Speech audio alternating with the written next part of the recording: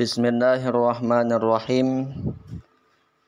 Alhamdulillahil fatihi lima ughliqa wal khatimi lima sabaqa nasiril haqqi bil haqq wal hadi ila siratikal mustaqim wa ala alihi haqqa qadrihi wa miqdarihil azim. Allahumma salli wa sallim wa barik ala sayyidina Muhammadin wa ala alihi wa sahbihi ajma'in. Allahumma aslih ummata Muhammadin sallallahu alaihi wasallam wa farrij an ummati Muhammadin sallallahu alaihi wasallam warham ummata Muhammadin sallallahu alaihi wasallam wa anshur wahfaz wa ayyid nahdatal watani fil alamin bihaqqi Muhammadin sallallahu alaihi wasallam. Alhamdulillah, mari kita bersyukur kepada Allah Subhanahu wa taala yang telah memberikan kita hidup dalam keadaan sehat walafiat, dan juga yang telah memberikan kita kesempatan untuk bisa bertemu kembali di bulan Ramadan yang penuh dengan berkah, yang penuh dengan rahmat ini. Nah, ini harus kita syukuri dengan cara terus meningkatkan amal ibadah kita di bulan Ramadan ini, terus meningkatkan amal soleh kita di bulan Ramadan ini. Karena sesuai dengan yang difirmankan di dalam Al-Quran, barang siapa yang mampu bersyukur dengan nikmat yang sudah ada itu, insya Allah Allah akan menambah nikmat itu. Mudah-mudahan dengan kita bersyukur dipertemukan kembali di bulan Ramadan pada tahun ini. Nah, kita berharap juga agar diberikan kesempatan lagi untuk bertemu kembali di bulan Ramadan di tahun-tahun yang akan datang itu dalam keadaan sehat walafiat. Kemudian salawat serta salam kepada junjungan kita Nabi besar Muhammad sallallahu alaihi wasallam, juga kepada keluarga, sahabat beliau sampai hari kemudian. Allahumma salli ala sayyidina Muhammad wa alihi wa sahbihi wasallim. Hadirin hadirat yang dimuliakan oleh Allah Subhanahu wa taala. Sekarang kita sudah berada di tanggal 15 Ramadan. Artinya sudah di pertengahan bulan Ramadan. Berarti besok insya Allah tanggal 16. Artinya semakin hari Ramadan semakin bertambah. Semakin hari Ramadan mendekati untuk berpisah dengan kita. Maka dari itu kami mengajak untuk senantiasa terus meningkatkan amal ibadah kita, amalan-amalan ibadah kepada Allah Subhanahu wa taala, kepada sesama terus ditingkatkan. Karena semakin bertambahnya Ramadan, ibadah juga bertambah. Semakin mendekati penghabisannya Ramadan, ibadahnya juga ditingkatkan. Karena memang yang menjadi intinya juga di bulan Ramadan itu di 10 hari terakhir bulan Ramadan. Nah, itu juga menjadi intinya itu. 10 hari terakhir bulan Ramadan ini yang akan nanti kita temukan insya Allah. Nah, di situ tempatnya orang berlomba-lomba untuk meningkatkan ibadah kepada Allah. Orang berlomba-lomba. Bahkan Rasulullah Shallallahu Alaihi Wasallam sendiri ketika masuk 10 hari terakhir bulan Ramadan itu, beliau memfokuskan diri, menghilangkan bentuk-bentuk yang lain, pekerjaan yang lain. Beliau fokus iktikaf di masjid 10 hari terakhir bulan Ramadan untuk menjemput keutamaan, fadilah, keutamaan yang ada di 10 terakhir bulan Ramadan itu. Nah, itu memang tempat orang berlomba-lomba. Bahkan di situ juga dijelaskan di dalam riwayat tempat di mananya paling kuat malam Lailatul Qadar itu di 10 hari terakhir. Nah, barang siapa yang diberikan kesempatan oleh Allah untuk bertemu dengan malam Lailatul Qadar itu, maka orang ini termasuk orang yang paling beruntung di bulan Ramadan itu. Termasuk orang yang paling beruntung. Nah, hadirin hadirat yang dimuliakan oleh Allah Subhanahu wa taala. Jadi, mari kita senantiasa meningkatkan terus ibadah kita, semangat, doa juga ditingkatkan dengan penuh harapan kepada Allah Subhanahu wa taala, lebih-lebih di tengah malam. Sebelum sahur, sebelum subuh. Karena di antara ibadah yang paling penting di bulan Ramadan itu adalah salah satunya ibadah sholat tahajud. Nah itu, walaupun 2 rakaat yang penting ada. Sholat tahajud itu luar biasa. Bahkan dikatakan oleh seorang ulama berpesan kepada muridnya, berwasiat kepada muridnya. Apa wasiat pesan ulama ini ke muridnya? Kata beliau, barang siapa yang ingin beruntung, diberikan keberkahan hidupnya di dunia, maka setidaknya dia tetap melaksanakan dan jangan sampai meninggalkan 4 perkara ini. Apa 4 perkara itu? Yang pertama, kata beliau, sholat berjamaah. Nah ini, sholat berjamaah 5 waktu itu secara berjamaah, itu jangan sampai ditinggalkan. Yang namanya sholat berjamaah itu pahalanya sudah kita ketahui. Lebih besar pahala orang yang sholat berjamaah dibandingkan dengan orang yang sholat sendiri. Disebutkan di dalam hadis, sholatul jamaah afdalu min sholatil fadhi bisab'in wa isyrina darajatan. Orang yang sholat berjamaah itu dibandingkan dengan orang yang sholat sendiri, pahala orang sholat berjamaah 27 derajat. Dan derajat satu ke derajat berikutnya itu sangat jauh perbedaannya itu. Nah itu sholat berjamaah. Kemudian sholat berjamaah itu juga diantara sholat agar ibadah sholat kita ini cepat diangkat, diterima di hadapan Allah Subhanahu wa ta'ala. Kenapa demikian? Karena ketika seseorang itu kemudian sholat berjamaah, ada di antara jamaah yang banyak itu 1 orang saja yang khusyuk. Maka dengan sebab keberkahan 1 orang yang khusyuk ini, semua mendapatkan keberkahan. Malaikat malu untuk tidak menerima, tidak mengangkat sholat orang yang di dekatnya itu ada orang khusyuk. Ada orang khusyuk 1. Nah, orang khusyuk ini tentu diterima, diangkat sholatnya. Tapi orang-orang yang tidak khusyuk itu juga ikut diterima, diangkat sholatnya dengan keberkahan orang yang khusyuk ini. Karena malaikat malu untuk tidak mengangkat teman di sampingnya itu. Nah inilah kelebihan apabila orang sholat berjamaah. Berbeda kalau kita sholat sendiri. Kalau sholat sendiri, begitu tidak khusyuk, begitu banyak kelirunya, sudah habis langsung. Nah itu diantara keutamaan orang sholat berjamaah. Kemudian diantara itu juga banyak lagi keutamaan sholat berjamaah. Ada disebutkan dalam hadis Rasul Shallallahu Alaihi Wasallam tentang keutamaan sholat berjamaah. Kata Nabi, man dawama ala sholatil jamaah fa'alaihi khamsatu asya. Barang siapa yang terus istiqomah, mendawamkan, senantiasa melaksanakan sholat berjamaah, maka orang ini akan mendapatkan lebihan 5 kelebihan yang akan didapatkan. Minimal sholat berjamaah itu 2 orang yang namanya kan berjamaah dimanapun. Yang lebih afdolnya lagi kalau bisa di masjid, ramaikan masjidnya dengan sholat berjamaah. Yang seperti ini dapat 5 kata Nabi. Yang pertama, yarfa'ullahul faqra anhu.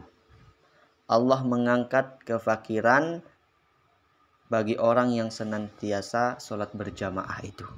Nah, kalau ada kefakiran, kemiskinan, coba sholat berjamaah rame-rame. Nah, itu pasti. Ini hadis Nabi Shallallahu Alaihi Wasallam. Nah, itu yang pertama. Kemudian yang kedua, yakhruju minad dunya ma'al iman. Dia keluar di alam dunia ini menghadap ke hadirat Allah dalam keadaan beriman. Dan memang itulah tujuan kita hidup. Tujuan manusia hidup itu puncaknya adalah keluar daripada dunia ini membawa iman dalam hati kita itu. Walaupun mungkin hidup di dunia dipandang sebelah mata oleh orang, walaupun mungkin hidup di dunia susah dan lain sebagainya, tapi akhir hidupnya itu membawa iman, nah itu masih untung. Beruntung itu, untung yang sangat besar. Dan mudah-mudahan kita ini tergolong orang yang keluar dari dunia ini menghadap kepada Allah Subhanahu wa taala itu dalam keadaan beriman kepada Allah Subhanahu wa taala. Boleh juga kita minta berdoa, ya Allah matikan dalam keadaan husnul khatimah. Nah itu. Nah, orang yang senantiasa melaksanakan sholat berjamaah ini diberikan keistimewaan keluar daripada dunia dalam keadaan beriman itu. Itu yang kedua. Yang ketiga, a'ta kitabahu biyaminih. Nanti di akhirat akan diberikan catatan amal perbuatannya itu dengan tangan kanannya. Kalau orang sudah diberikan catatan amal perbuatan dari tangan kanannya, ini pertanda di akhirat orang ini orang yang beruntung, orang yang selamat. Tapi kalau orang diberikan nanti kemudian di akhirat dengan tangan kirinya atau dari punggungnya mendapatkan catatan amalnya, nah ini tanda orang yang celaka nanti di akhirat. Nah, orang yang senantiasa sholat berjamaah 5 waktu itu akan diberikan catatan amalnya dari tangan kanannya. Nah, itu yang ketiga. Kemudian yang keempat, yurfa'u anhu adzabul qabri. Diangkat dari orang itu azab kubur. Diangkat azab kubur dari orang itu. Yang namanya kubur, siksa kubur, di kuburan itu luar biasa gelapnya. Gelap luar biasa. Gelap, tidak ada lampu, tidak ada listrik, karena memang tidak ada KWH di sana. Tidak ada ceritanya orang sambung kabel listrik, disambungkan ke dalam kubur, dikasihkan lampu di sana, kan tidak ada. Dan percuma juga walaupun ditaruh seperti itu, karena bukan begitu maksudnya. Nah, orang yang senantiasa jalan di subuh hari apalagi untuk melakukan sholat berjamaah dalam keadaan petang, nah itu nanti di alam kuburnya terang itu, insya Allah. Nah, ini yang keempat, keutamaan orang sholat berjamaah. Kemudian yang kelima, yamurru ala sirat kalbarq. Dia akan melewati jembatan Shiratal Mustaqim itu seperti kilat yang menyambar. Nah, itu. Banyak orang yang lewat di situ, ada yang terjatuh, ada yang jalan, ada yang dengan cara jalan, merangkak, lari, mengendarai kuda dan lain sebagainya seperti burung diriwayatkan. Nah, orang yang senantiasa berjamaah ini, dia lewatnya itu seperti kilat yang menyambar, sangat cepat. Artinya dia akan selamat. Nah, itulah keistimewaan, keutamaan yang pertama sholat berjamaah itu. Dan inilah diantara amalan agar orang itu beruntung hidupnya, mendapatkan keberkahan. Itu yang pertama, sholat berjamaah. Kemudian yang kedua kata beliau tadi, yang kedua apa? Yang kedua, orang yang senantiasa merutinkan, mengistiqomahkan sholat duha. Nah, ini sholat duha. Sholat duha itu minimal 2 rakaat. Bisa juga 4, 6, nah yang paling banyaknya 8 rakaat. Diriwayatkan juga orang yang senantiasa istiqomah melaksanakan sholat duha ini berarti tanda orang ini terhindar dari sifat nifak, terhindar dari sifat munafik. Kalau ada orang kita lihat terus menjaga duhanya walaupun 2 rakaat, berarti tanda orang ini terhindar dari sifat munafik. Nah itu sholat duha. Sholat duha itu bagusnya dilakukan di tengah-tengah antara sholat subuh dan sholat zuhur. Mana kira-kira jam tengah-tengah di antara itu supaya nggak terlalu jauh jarak antara subuh dan zuhur itu. Mulai melaksanakan masuk waktu duha itu ketika matahari sudah naik 1 tombak atau apabila matahari itu naik kemudian ditambahkan lagi 1 matahari di bawahnya. Kalau kita gambarkan itu, nah itu berarti sudah masuk waktu duha. Tetapi yang afdalnya itu dilakukan di tengah-tengahnya itu. Kalau kurang lebih di antara jam setengah 10 lah. Jam 9, jam setengah 10. Nah itu waktu yang afdal. Sampai kapan batas habis waktunya? Sampai sebelum zuhur itu. Nah ini sholat duha itu. Keutamaannya luar biasa dan akan dijanjikan masuk surga. Kemudian yang ketiga, yang ingin mendapatkan keberkahan hidup, yang ketiga amalannya tetap mengistiqomahkan sholat tahajud. Nah ini sholat tahajud minimal 2 rakaat. Bagus juga kalau dia bisa melakukannya lebih dari itu. Minimal ada. Kalau terlalu sulit minimal ada. Walaupun itu hanya 2 rakaat. Sebelum 15 menit sebelum subuh sudah dipersiapkan amalan-amalan di waktu tahajudnya itu. Nah ini apalagi di bulan Ramadan terus ditingkatkan yang namanya sholat tahajud itu. Orang yang sholat tahajud ini bukan hanya sekedar dijanjikan masuk surga, tapi dia nanti disebut di surga itu sebagai orang yang paling mulia. Nabi menyebutkan asyrafu ummati quwamul lail wa hamalatul Qur'an. Atau kama qala sallallahu alaihi wasallam. Kata Nabi, umatku yang paling mulia itu yang pertama orang yang senantiasa bangun malam sholat tahajud. Yang kedua, orang yang senantiasa mempelajari, mengkaji, menghafalkan Al-Quran. Nah 2 hal ini apabila kita lakukan dengan bagus, dengan benar, senantiasa dilakukan, nah insya Allah kita diberikan tempat khusus nanti di surga. Kalau bahasa sekarang itu, kalau nggak salah apa itu, VVIP itu ya. Nah itu, nanti di surga juga seperti itu. Orang yang senantiasa sholat malam, mengkaji Al-Quran, belajar Al-Quran, menghafal Al-Quran, itu nanti disediakan tempat VVIP khusus bagi mereka. Nah itu jamaah sekalian, hadirin hadirat yang dimuliakan oleh Allah Subhanahu wa taala. Apabila 2 hal ini senantiasa kita lakukan juga, ini semua desa, 1 desa melaksanakan ketaatan kepada Allah Subhanahu wa taala ini. 1 RT atau dusun ini. Nah insya Allah menjadi penduduk yang baldatun thayyibatun wa rabbun ghafur itu. Karena begitulah memang yang dijanjikan dalam Al-Quran. Kata Allah, "Lau anna ahlal qura amanu wattaqau lafatahna 'alaihim barakatim minas sama'i wal ard." Seandainya suatu penduduk negeri itu beriman dan bertakwa, satu penduduk negeri, desa, dusun, seandainya mereka beriman dan bertakwa, lafatahna 'alaihim barakatim minas sama'i wal ard. Niscaya kami akan bukakan kepadanya keberkahan dari langit dan bumi.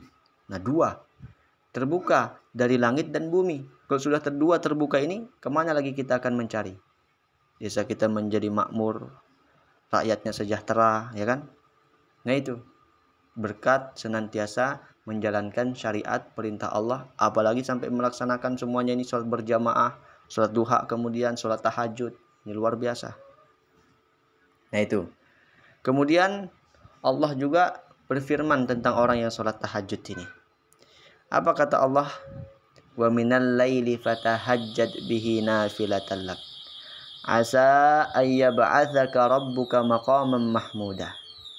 Dan di antara sebagian malam itu bangunlah untuk tahajud, supaya engkau diangkat derajatmu oleh Allah Subhanahu wa taala.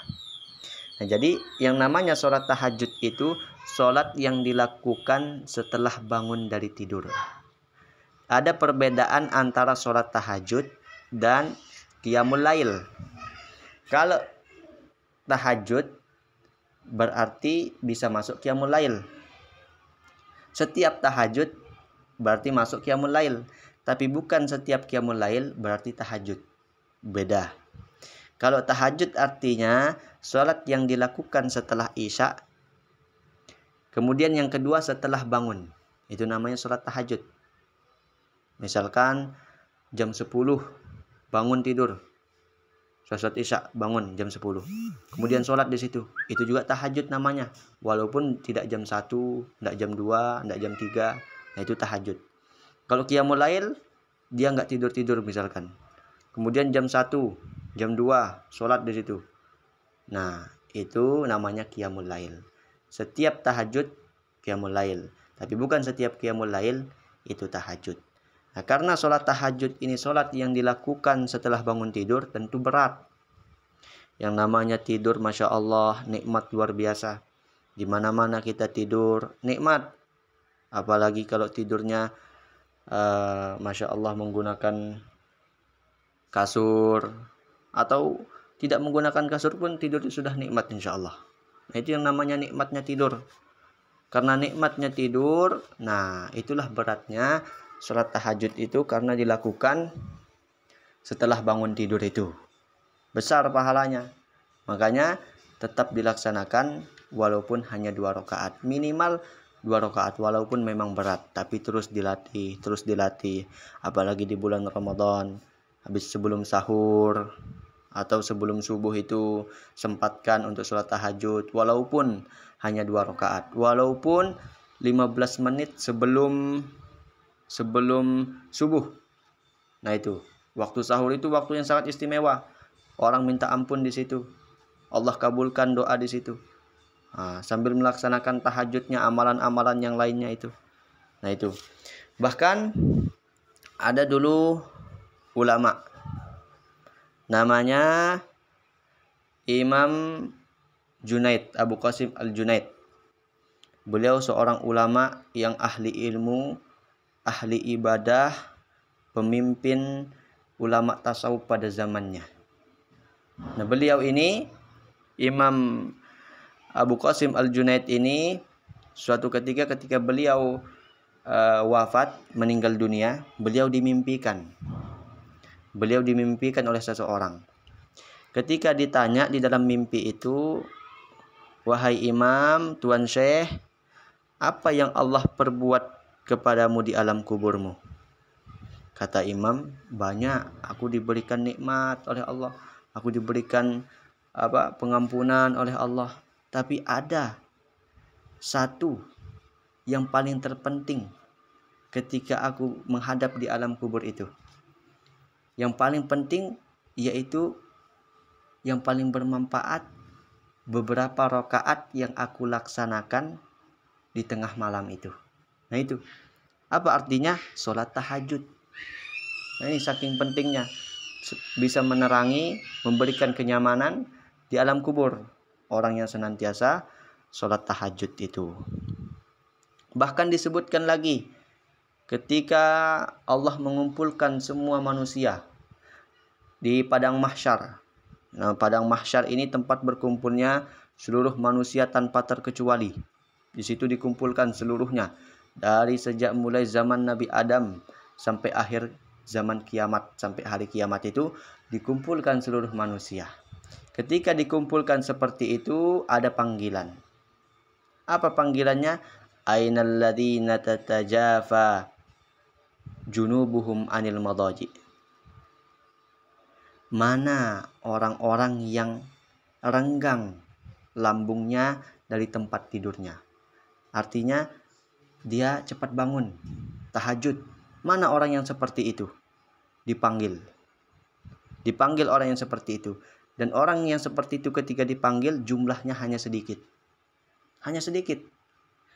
Apa kemudian yang dilakukan? Silahkan masuk surga tanpa hisab. Nah itu. Ini keistimewaan orang salat tahajud. Dipersilahkan masuk surga nanti ketika dikumpulkan semua di padang mahsyar, dipanggil kemudian, mana orang yang dulu sering bangun malam? Mana? Bangun. Silahkan masuk surga bighairi hisab, tanpa harus diperhitungkan. Karena hisab itu juga merupakan bagian dari azab. Lama menunggu. Ini orang gak pakai hisab, langsung digiring ke surga. Nah itu orang yang senantiasa melaksanakan sholat tahajud itu. Banyak sekali keutamaan hadirin hadirat. Keutamaan orang yang senantiasa melaksanakan sholat tahajud itu. Bahkan diriwayatkan di dalam kitab juga, orang yang senantiasa sholat tahajud itu, rumah yang dilaksanakan di dalamnya orang sholat tahajud itu menjadi rumah yang berkah. Ketika kemudian orang yang tahajud ini bangun, itu kasurnya tempat dia tidur langsung mendoakan. Apa katanya? Ya Allah, gantikan nanti ini. Gantikan tempat tidurnya nanti dengan tempat yang lebih baik. Ketika kemudian dia mau mengambil air wudhu, menggunakan alas kaki, menggunakan sendalnya itu, pergi ambil air wudhu. Nah, sendalnya ini ngomong juga. Apa katanya? Kuatkan kakinya nanti ketika melewati jembatan Shiratal Mustaqim. Nah itu. Sampai di situ belum selesai lagi. Ketika dia mengambil air wudhu, air yang dipakai untuk wudhu itu juga mendoakan. Apa katanya? Ya Allah, bersihkanlah dosanya sebagaimana dia membersihkan dirinya daripada hadas itu. Itu. Sampai di situ, rumah ini kemudian juga berdoa. Apa kata rumah ini? Ya Allah, terangilah kuburannya sebagaimana dia menerangi aku dengan sholat malamnya itu. Luar biasa, banyak sekali keutamaan orang yang sholat tahajud itu. Apalagi di bulan Ramadan, Masya Allah. Nah ini amalan yang ketiga yang jangan sampai ditinggalkan, kata beliau. Kemudian yang keempat, amalan yang keempat itu agar senantiasa punya zikir, punya wirid. Ada zikir, ada wiridnya. Senantiasa mengamalkan amalan-amalan itu. Nah, jadi 4 amalan ini harus diamalkan oleh orang-orang yang ingin mendapatkan keberuntungan, keberkahan hidup di dunia dan di akhirat. Inilah amalan-amalan yang menjadikan sebab seseorang itu menjadi ahli surga itu. Nah, jamaah sekalian, hadirin hadirat yang dimuliakan oleh Allah Subhanahu wa taala, mari pada bulan Ramadan ini kita senantiasa berusaha sekuat tenaga untuk mengistiqomahkan amalan-amalan yang disebutkan tadi. Terus kita laksanakan, tingkatkan ibadah di 10 hari terakhir bulan Ramadan ini. Semoga ini semuanya ada manfaatnya. Demikianlah kurang lebihnya. Mohon maaf. Akhirul kalam. Wallahul muwaffiq wal hadi ila sabilir rasyad. Assalamualaikum warahmatullahi wabarakatuh.